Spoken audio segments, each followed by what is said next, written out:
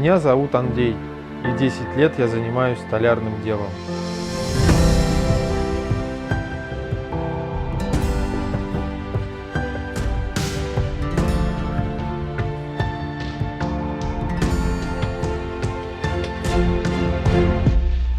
Руки делают сами.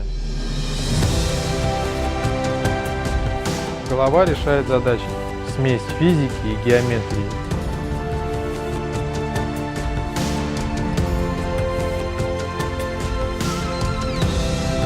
Я делаю и думаю.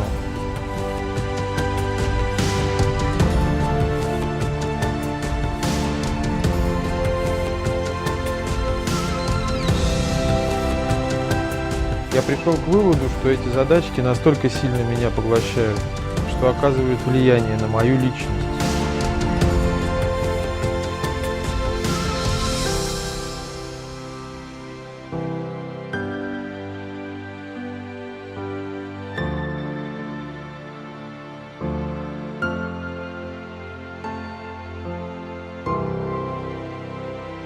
Кто я?